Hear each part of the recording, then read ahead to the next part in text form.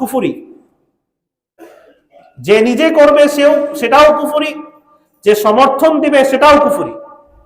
আলা লাহুল খালকু আলাম, আল্লাহ তাআলা বলেন সৃষ্টি যার, বিধানও তার। লাহুল খালক ওয়া লাহুল আম, সৃষ্টিও আল্লাহ তাআলার, বিধানও আল্লাহ তাআলা। ইনিল হুকমু ইল্লা লিল্লাহ, হুকুম একমাত্র আল্লাহ তাআলার পক্ষ থেকে আসবে। যে প্রযুক্তির কারণে অনেক সময় আমাদের যে সংকীর্ণ মেধা, এই মেধা দ্বারাই আমরা চিন্তা করে বলি যে যুগ বদলেছে, এই প্রযুক্তি এসেছে, ইসলামের বিধানটাকে এখন একটু চেঞ্জ করা দরকার। আমি একটা উদাহরণ দিয়ে বুঝাই। আমরা জানি জিনার যে হুকুম, জিনার যে হাদ, যে বিবাহিত ব্যক্তি জিনা করলে তাকে পাথর মেরে হত্যা, আর যদি অবিবাহিত হয় 100টি বেত্রাঘাত। এই বিধান প্রয়োগের জন্য ইসলাম 4 জন সাক্ষীর কথা বলেছে, যে 4 জন সাক্ষী যদি থাকে, তারা যদি সচক্ষে দেখে যে কেউ জিনা করছে, তখনই শুধু তার উপর এই হাদ প্রয়োগ করা যাবে। এখন কেউ কেউ মনে করতে পারে 4 জন সাক্ষীর প্রয়োজন কি? যদি সিসিটিভি ফুটেজ থাকে, ইসলামী শরিয়া, ইসলামী আদালতে এই ফুটেজ গ্রহণযোগ্য না। তো এই ব্যাপারে অনেকে এটা মানতে চায় না। কেন? আমি তো সচক্ষে ফুটেজ দেখতেছি, স্পষ্ট দেখা যাচ্ছে, স্পষ্ট ভিডিও, তারপর আদালত কেন রায় দিবে না? না, ইসলাম বলেছে 4 জন সাক্ষী, ওইটার উপরই অটল থাকতে হবে। দেখেন, এখন আমাদের জন্য বোঝা সহজ, আজকে যে এআই প্রযুক্তির মাধ্যমে ভিডিও বানানো সম্ভব কিনা, মানুষের হুবহু আকৃতি করে তার দ্বারা অন্যায় করানো সম্ভব কিনা, একজন মানুষ একটা কথা বলে নাই, তার দ্বারা হুবহু তার মুখাবয়ব তৈরি করে তার দ্বারা সেই কথা বলানো সম্ভব কিনা। তো ইসলাম যে সাক্ষীর কথা বলেছে, এটা কোনো সেকেলে বিধান না। প্রযুক্তি আসবে, প্রযুক্তির মধ্যে পরিবর্তন হবে, ইনোভেশন হবে। একটা প্রযুক্তি আসবে, আরেকটা প্রযুক্তি এসে সেই প্রযুক্তিকে বাতিল করে দিবে। দেখেন, আজকে যখন কোনো প্রাচীন পুরাকীর্তি পাওয়া যায়, পুরাকীর্তি বলি বা প্রত্নতত্ত্ব নিদর্শন বলি, তা আমরা মাটি খুঁড়ে যখন সেই প্রত্নতত্ত্ব পাই, 1000 বছর আগে তারা ঘোষণা দিল এটা 2000 বছর আগে একটা শহর ছিল। আচ্ছা, 2000 বছর আগে, তখন তো সেটা পুরা উন্নত ছিল নাকি তখন সেটা পুরাকীর্তি ছিল? 2000 বছর আগে সেই প্রত্নতাত্ত্বিক নিদর্শনে সেখানে যে এলাকা ছিল, সেখানে যে মানুষ ছিল, তারা তো ওই সময়ের জন্য অভিজাত ছিল, ওই সময়ের জন্য তারা সর্বোচ্চ প্রযুক্তিতে ছিল। আজ থেকে 1000 বছর পরে এখন আমরা যেটাকে প্রযুক্তি বলছি, এখন আমরা যেটাকে প্রযুক্তির উন্নয়ন বলছি, এসি হোক, যেটা হোক, ল্যাপটপ হোক, এটা যে একটা পুরাকীর্তি হয়ে যাবে না, কে বলতে পারে? এটাও তো 1000 বছর পরে এটাও তো একটা পুরাকীর্তি।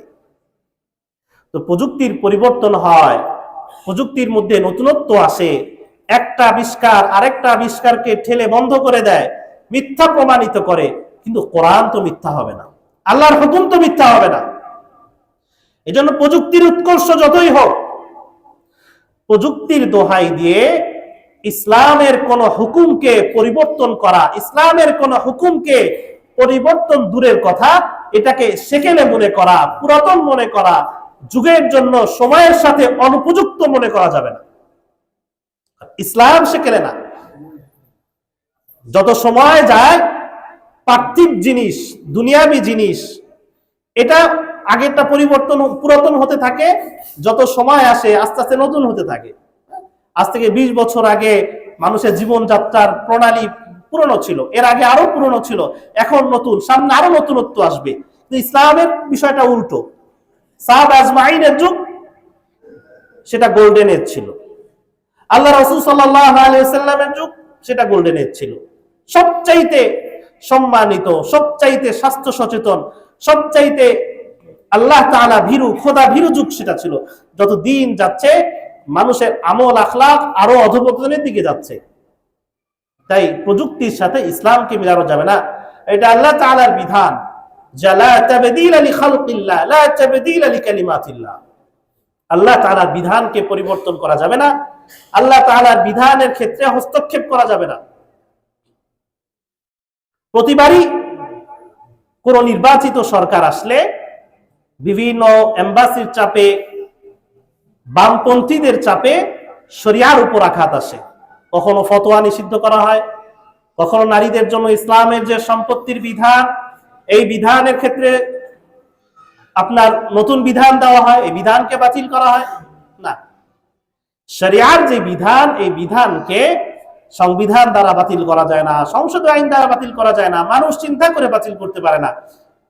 এটা আমাদের ইমানের প্রসঙ্গ, যেটাকে বিশ্বাস করতে হবে, মানতে হবে যে যুগ যেটাই হোক, সময় যেটাই আসুক, প্রযুক্তি যেটাই আসুক, দল যেটাই আসুক, আল্লাহ তাআলার বিধান যেটা, ইনিল হুকমু ইল্লা লিল্লাহ লা তাবদীলা লিকালিমাতিল্লাহ, আল্লাহ তাআলার বিধানের ক্ষেত্রে কোনো পরিবর্তন আসবে না। তো জাহিলি যুগে তারা যে এই সম্মানিত মাসকে যেভাবে পরিবর্তন করত, এর থেকে আমরা এই শিক্ষা পাই কিনা যে লা তাবদীলা লিকালিমাতিল্লাহ। দুই, যে এক মাসকে তারা হালাল বলতো, আরেক মাসকে হারাম বলতো তাদের সুবিধা অনুযায়ী। যখন ঝগড়া করতে মন চাইতো, সেটা মুহররম মাস, এটা এখানে ঝগড়া করা নিষিদ্ধ এই মাসে, তারা বলতো এই মাসটাকে আমরা হালাল বানিয়ে ফেললাম, সামনের মাস সফরের মাসটা হারাম। এই যে হালালকে হারাম বানানো, ব্যক্তিগত স্বার্থে হোক, বা হারামকে হালাল বানানো, এটাও কুফরি। দেখেন, একটা মানুষ হারামের মধ্যে নিমজ্জিত আছে, তার উপার্জন হয়তো হারাম, সে চেষ্টা করছে, সে জানে যে এটা হারাম, মানে সে হারাম জেনে হারামের উপার্জনের ভিতরে আছে, এটাকে ফিস্ক বলা হয়, এটা কুফরি না। খেয়াল করবেন যে একটা মানুষ হারাম উপার্জনের মধ্যে আছে, সে জানে যে আমি উপার্জন করছি, এটা হারাম, তার ভিতরে অনুতপ্ত বোধ আছে, সে এটার থেকে ফিরে আসতে চাচ্ছে, এটার জন্য সে গর্ব করে না, এটার জন্য সে অনুতপ্ত, সে চায় যে ফিরে আসতে, যখনই কোনো সুযোগ আসে ফিরে আসবে, এটা ফিস্ক, এটা কুফরি না, এটা পাপাচার। সে যদি ফিরে আসে, চেষ্টা করে, আল্লাহ তাআলা তার জন্য সহজ করে দিবেন, এবং সে যদি বান্দার হক আদায় করে দেয়, আল্লাহর হক আদায় করে দেয়, এটার জন্য তাওবা করে, ইস্তিগফার করবে, আল্লাহ তাআলা তাকে মাফ করে দিবেন। কিন্তু যে হারামের ভিতরে আছে, কিন্তু সে ওইটাকে হারাম মনে করে না, হয় ব্যক্তিগত স্বার্থে, অথবা সিস্টেমের দোহাই দিয়ে, যে সবাই খায় আমিও খাই, এই সিস্টেমের মধ্যে থাকলে এমন করতেই হবে, এখান থেকে ব্যতিক্রম করা যাবে না।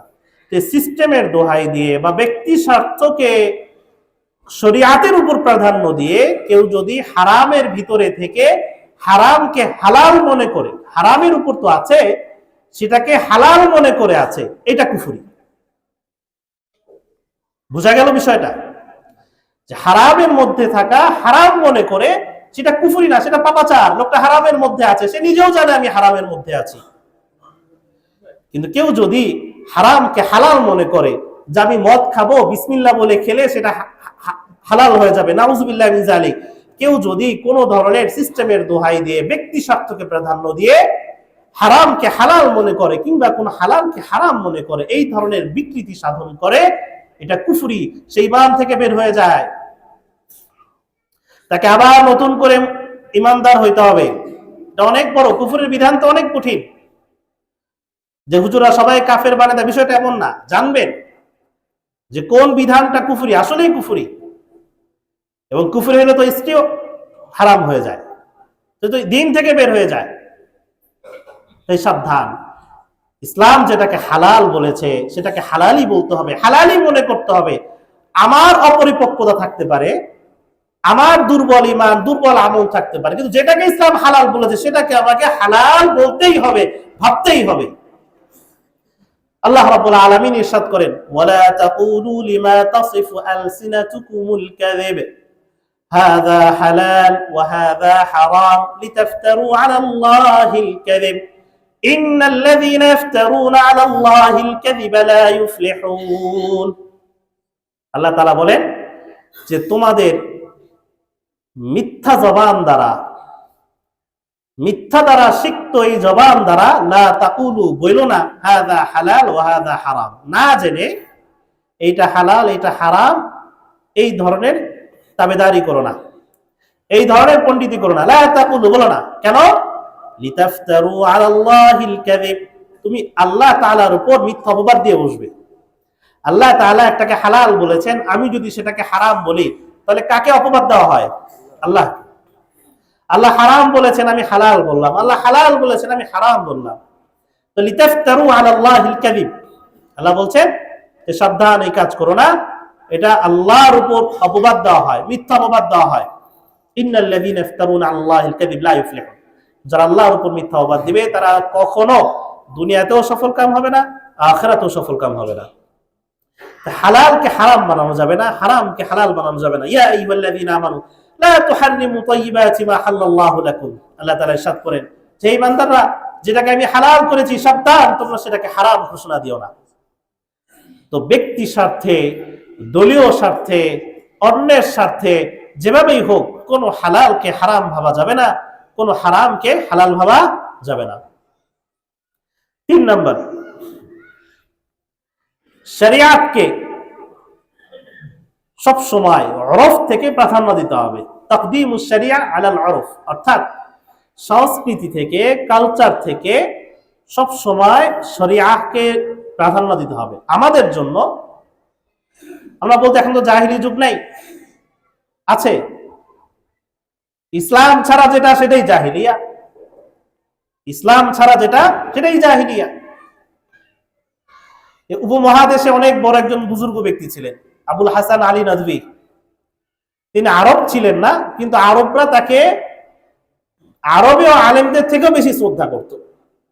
আবুল হাসান আলী নদভী রহমতুল্লাহ আলী, উনি বলতেন যে এই যে আজকের আরব,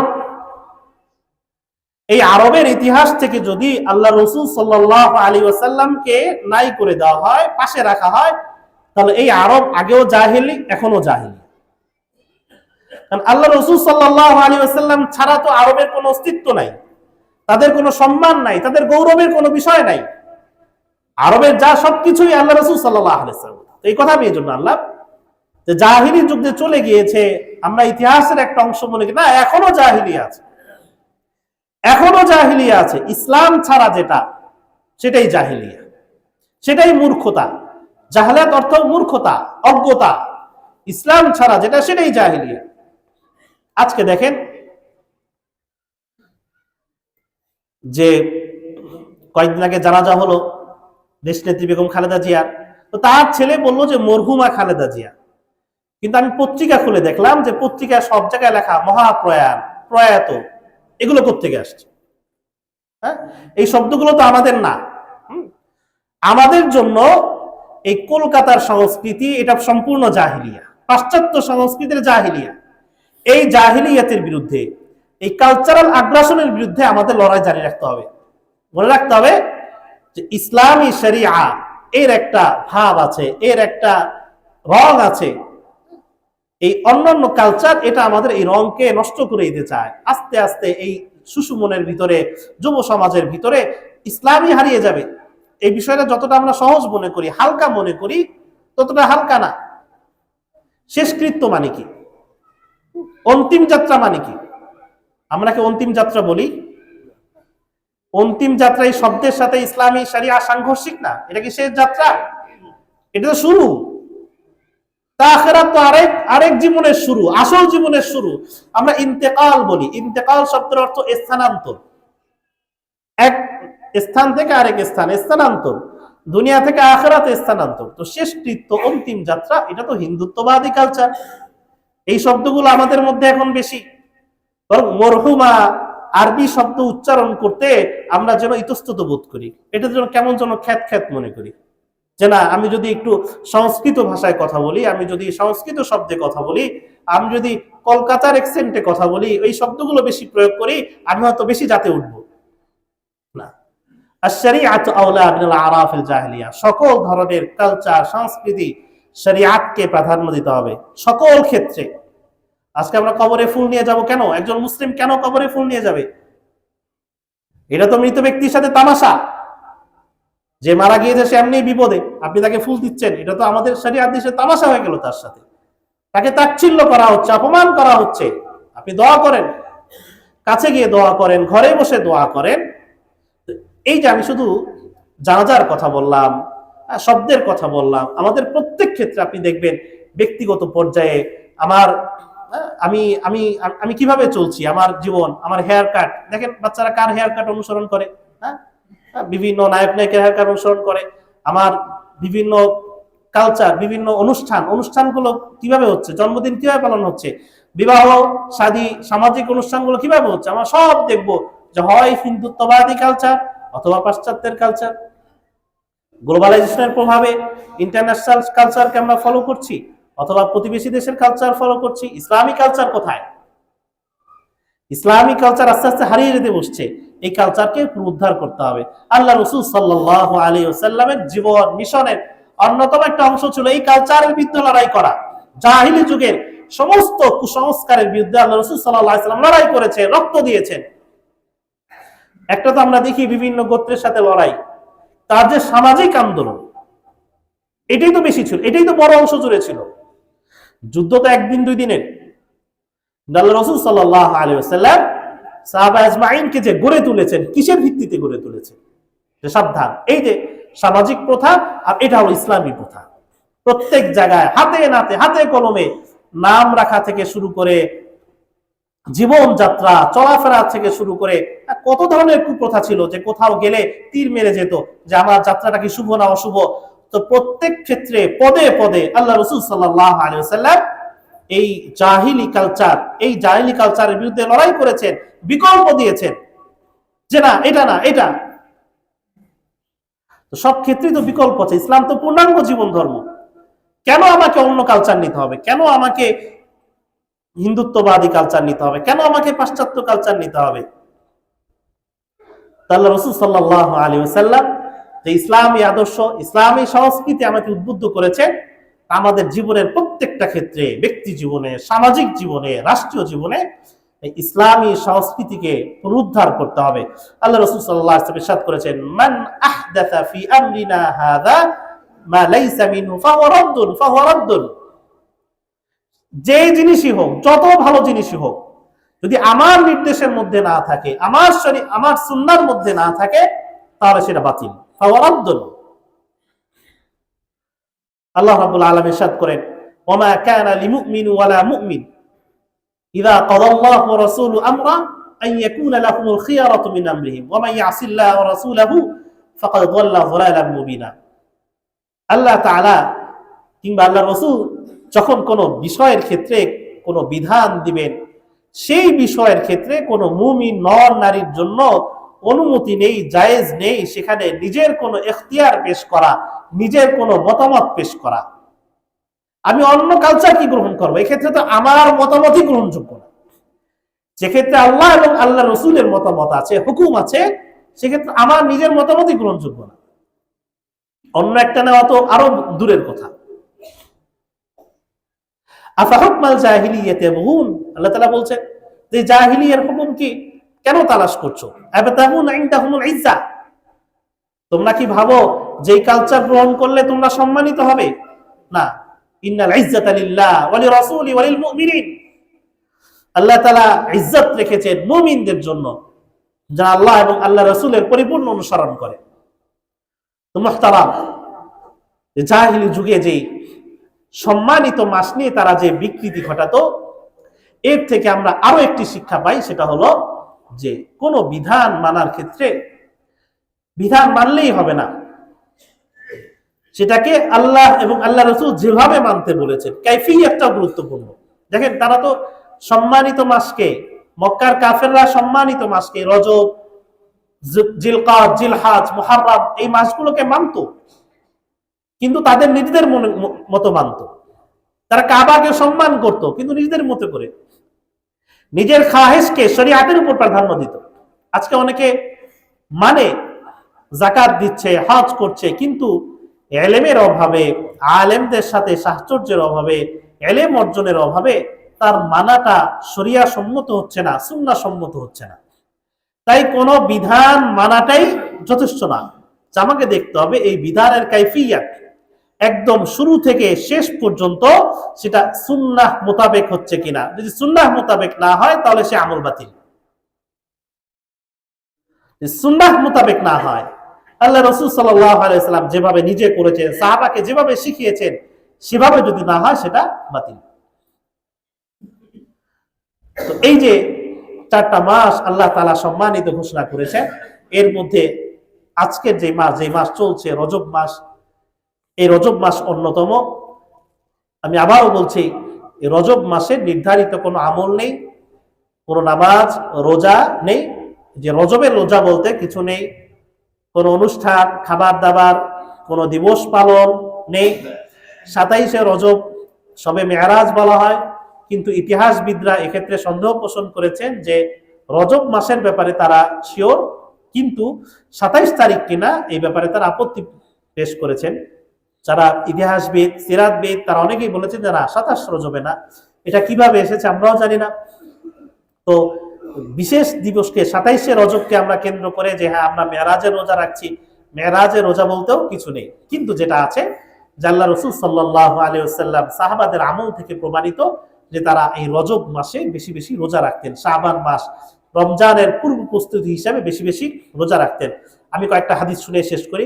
আব্দুল্লাহ ইবনে আব্বাস রাদিয়াল্লাহু তাআলা আনহু থেকে বর্ণিত, তিনি বলেন যে রজব মাস আসলে আল্লাহ রাসূল সাল্লাল্লাহু আলাইহি ওয়াসাল্লাম ইয়াসুমু, এমন ভাবে রোজা রাখতেন যে আমরা মনে করতাম লা ইফতিরু, তিনি হয়তো রোজা ভাঙবেন না, ধারাবাহিক রোজা রাখতেন।